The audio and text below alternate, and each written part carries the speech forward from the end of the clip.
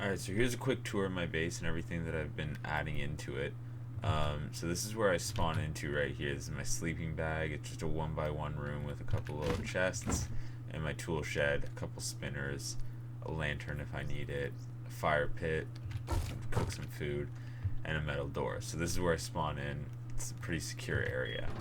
Then I come out here, and you can see this thing right here. It says main power. So I turn on my main power, and then I can do a whole bunch of stuff. So here I have a flame trap and a shotgun trap in the corner here, so if anyone opens this door or makes it through, they're gonna get burnt and cut or shot. This right here is a light, so I can turn that on, connect it to a battery. I'll take out my wire tool so you can see that the battery charges when the switch is off, and then when it turns on it uses it. Otherwise it would constantly be feeding power in whether it was on or off. In here, so I got a furnace right here. It's kind of cool when you turn it on. Actually, I'll leave it on for a sec so I can burn that can. Here's another furnace. Here's the work shed. Right here I got sites on across the lake. There's a couple bases there. Clan base across there. I got some stuff. I got a garage door housing my equipment room here, and a bunch of opening doors so I can see everything. Here's all my equipment, first aid, everything like that. And yeah, that's like my equipment side, so I can like see out pretty far from inside here, see everything around me. Once the main power is on though, so turn that off. So now that the main power is on, there's a couple things that'll happen. So I have a door controller here that's connected to this pressure pad. So I'm just going to quickly go outside and try that out. So I start from the outside, I walk in, and my door opens for me, and then closes as soon as I get through. I don't have to press anything. I do when I go outside, but not when I come back inside. So it's kind of useful, so I can run back inside really quickly. The next thing that I added, so here's my outdoors right here. The next thing that I added right here is this pressure pad outside here. So this sets off an alarm with 2 sirens and 2 siren lights. These 2 speakers back here and these siren lights. And they're connected to that pressure pad right there. So as soon as I step on it, so those are all connected through here. I got 2 electrical branches, one that goes into the house for the battery, one that goes into the house for the door controller, and then this third one comes out here into the splitter, and that feeds into this pressure pad, the outdoor pressure pad. So those are all coming from my main power. So that's what this thing in right here. That's my main power, so I'll just turn that off for a second. As long as that switch is on,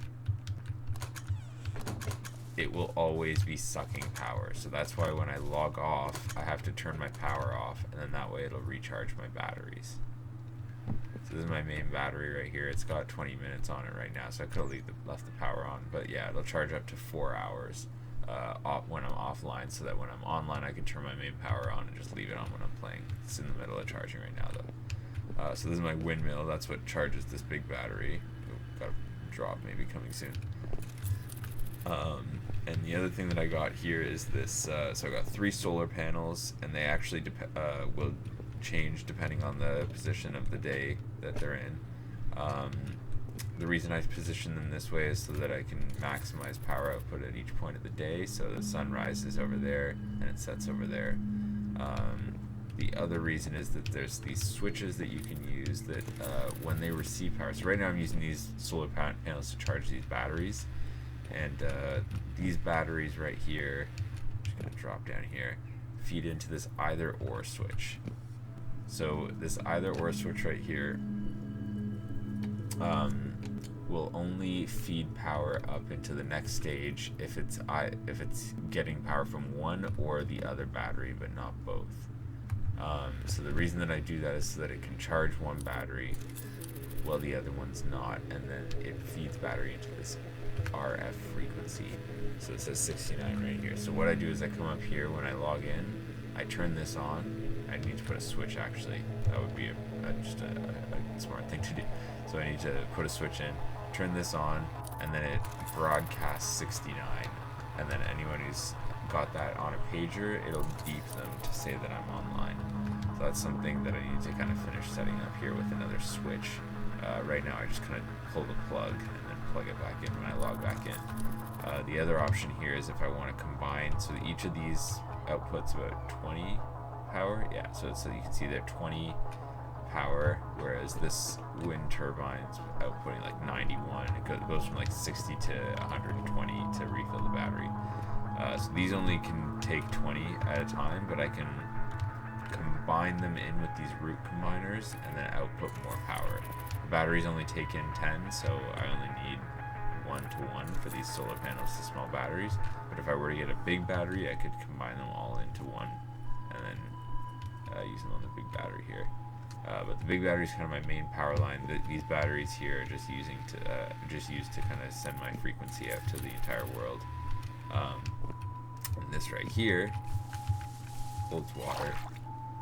But what I actually put it there for is for a safe landing to get up onto my roof, and I think the other way is easier to get up, but there's also a ladder here to get up. So the other things about my base, what else? Yeah, this is the safest way to get down. You won't get hurt this way. There's a sign right there. I have a refinery, an oil refinery over here, so if you have crude oil, you can bring it over here and turn it into fuel. I have a trap right there, so that in case someone's trying to sneak around and use my oil refinery without asking, they'll get trapped. Around the back here is just a whole bunch of spikes so people can't breach me from the side, because obviously I got those windows there. Those are kind of easy to breach. So I got spike traps all the way along the back here, and like a nice view out of everything over there. I got a couple corn things growing here. There's my sign to tell everyone who's here. There's my mailbox. I can leave mail. This thing just blocks me when I'm coming out of the door, which is kind of useful. This thing right here is kind of cool. So this is a drop storage box, which normally you'd use the other way around so that people could drop stuff into you. But I put it this way so that if people come and raid me and I'm online, I can say, please, I'll give you like something, and then drop it into this drop box, or like a couple things. I can drop up to 20 things, or whatever it is, 18 things, and drop them into this drop box and ask them to just leave me be. Then they don't need to use all their explosives, and I can be like, yo, just take like 500 sulfur or something and then leave. And they're like, alright, that's cool. So that's what that's there for. The other thing is my second floor, you actually have to go outdoors to get to, which is out here, and then you have to crouch down, which I don't know why I did that. So you come in here, got another small airlock, and then up here is just a research table and a level 2 workbench, so I can make some really cool stuff. I still need to research this auto turret, so I can put a whole bunch of auto turrets everywhere. I got a rug and then another sleeping bag. So if someone kills me on the first floor, I can respawn on the second floor and come down with like a shotgun or something. I got a couple weapons in here. So yeah, that's basically my place. The big thing that I've been working on is the power, because that's like a big addition to the whole stuff here. So like being able to turn on the main power. Let's do this once again. Yeah, turn this on. So we got this.